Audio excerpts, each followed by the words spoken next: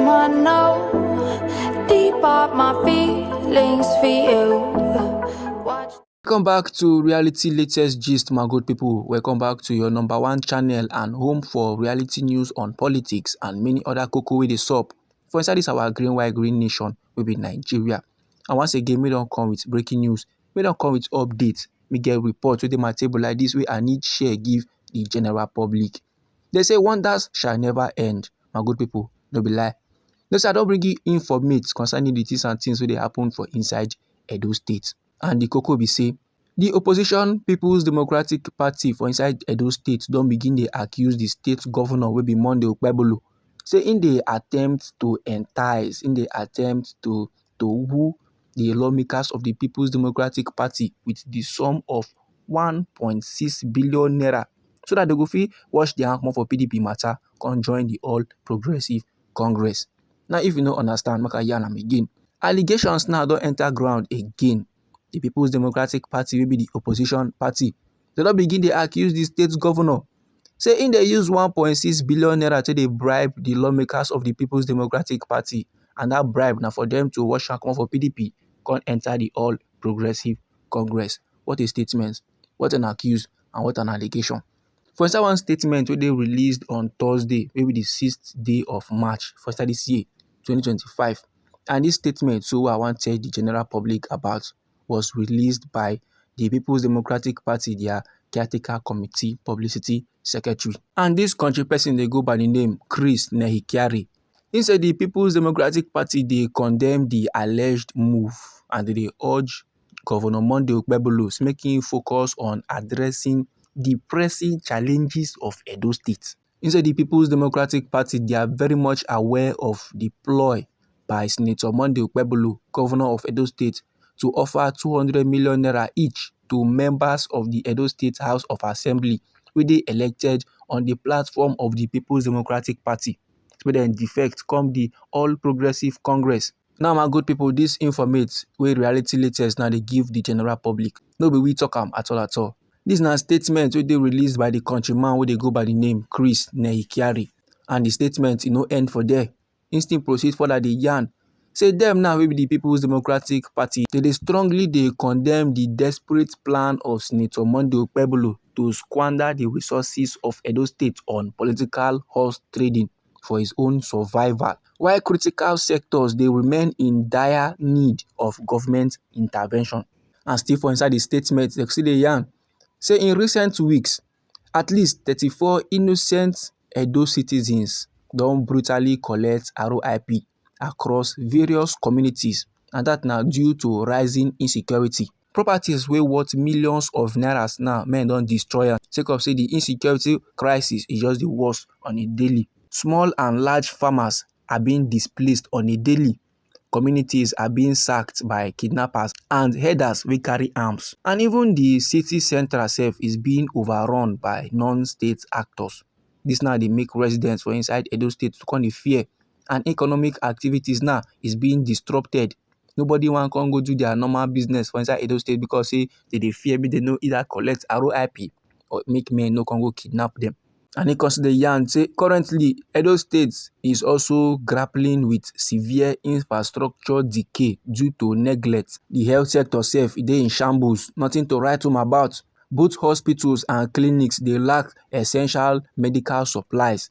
Now even the Edo Specialist Hospital they struggle to provide the most basic consumables. And still for inside Edo State, they get little hope of employment. More youths now they look up to thugs as role models. Youths now don't they put eye for jaguda business, as government now don't fail to provide meaningful opportunities for their engagement. Government don't provide to create jobs for them. Government don't fail to provide things and things will be say go keep them busy. And not be lie, my good people. An idle man is a devil's workshop. Still on the statement, Oga Chris dey yarn. So unfortunately, amidst all these challenges, so even in the middle of all this level wey dey happen for inside Edo State, the primary concern of Edo State Governor Monday Okpebholo na his political survival. The man just dey think of himself. Say him and his political godfathers, the scheme, they plan to squander billions of naira. They plan to squander funds wey dey supposed to use to take improve the lives of Edo State people, and dem dey use those funds now take dey use am take go dey induce, use am take go dey try to bribe the members of the Edo State House of Assembly make dem defect come the All Progressive Congress. And this very particular development na executive rascality at the highest. And dem wey be the opposition party dey yarn say this brazen act of corruption and reckless misplacement of priority is a very shameful and unacceptable act. He say all these things now wey the All Progressive Congress and Monday Okpebholo wey be governor of Edo State dey do na executive rascality at its highest. And dem wey be the PDP dey yarn say this brazen act of corruption and reckless misplacement of priorities is very much shameful and unacceptable. So the People's Democratic Party dey call on all well-meaning Edo people plus civil society groups and anti-corruption agencies dem to make dem rise against this abuse of power and misappropriation of state resources. So this, my good people, na the statement wey the People's Democratic Party their caretaker committee publicity secretary drop, and this person dey go by the name Chris Nehikiari. Now no forget, this informate so no be reality latest gist na talk am. Our own na to just pass the information give the general public, and we now want to let the general public know say unto this accuse now wey the PDP don sama give the Edo State Governor Monday Okpebholo, the Edo State Commissioner for Information and Communication don dismiss the claims. He don come outside now dey yarn say the Governor of Edo State Monday Okpebholo dey remain focused on governance and development in the state. All these accuse now, all these allegations wey the PDP come drop, so all of them na lie. He say Governor Monday Okpebholo no dey try to induce any PDP legislator to come join the All Progressive Congress. If e be say any person now or any lawmaker from the PDP dey join the APC, na because of the goodwill of the governor, no because say in woo anybody. He say if men now dey cross carpet from the People's Democratic Party come the All Progressive Congress, nobody force them. Na based on say they don see the goodwill of the Edo State governor. They don see am say Monday Okpebholo dey try well for inside Edo State. Na why dem by themselves cross over. The Edo State governor no induce anybody, he no force anybody, he no bribe anybody, he no woo anybody. After all, without the legislators them, the governor won the election. So he no need them to take survive politically. And those legislators wey the PDP dey talk about, many of them dey meet with the leaders of the All Progressive Congress on their own accord, and they join the APC without any form of inducement, without any form of bribe. So this, my good people, na wetin the Edo State Commissioner for Information and Communication yarn in response to the allegations wey the People's Democratic Party dem plaster on top Governor Monday Okpebholo head. And this, my good people, na the informate wey I wan share give the general public.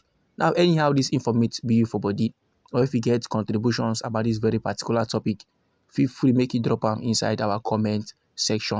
You know say na we be reality latest gist. Now we dey like give una reality news on politics and many other koko wey dey sup for inside this our green white green country, maybe Nigeria. So if you like this update and you go like to dey receive more, abeg try make you subscribe to this channel and try make you put on the notification bell so that as we dey bring more news dey come, na you go first receive the updates and you go even get am sharp sharp.